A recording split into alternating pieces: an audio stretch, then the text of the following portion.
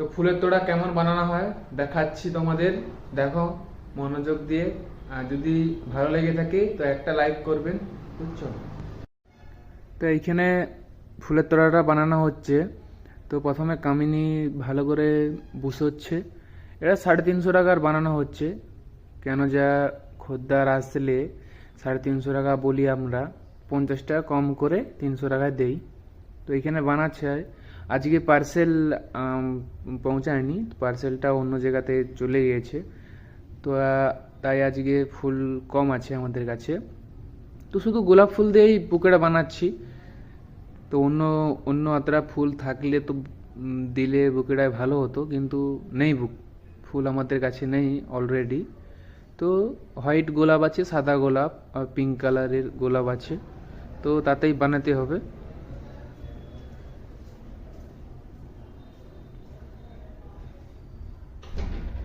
মাথায় তো পিছনে যে পাত্তাটা আছে ওকে বলা হয় পাম পাত্তা,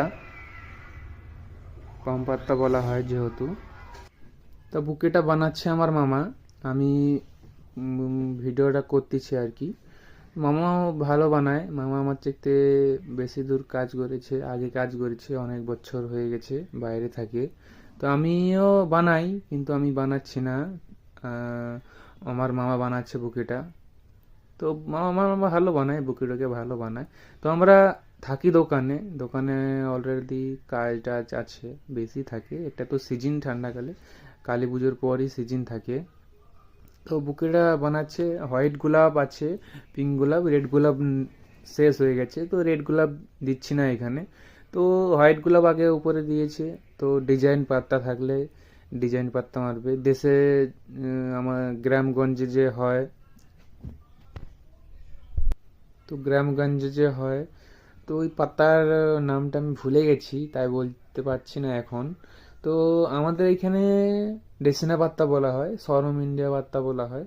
আর একটা ডিজাইন পাত্তা রয়েছে, তাকে বলে তাল পাত্তা বলা হয়, ঠিক আছে? তো তাল পাত্তা আমাদের কাছে এখন শেষ হয়ে গেছে, ওটাও দিচ্ছি না।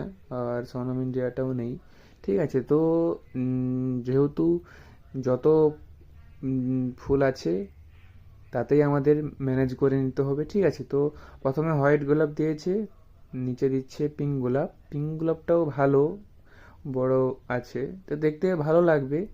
আর প্রথমে বাটি বাটি না হলে বুকে হবে না, ফুলের তোড়া যাকে বলে, ঠিক আছে? ফুলের তোড়া হবে না।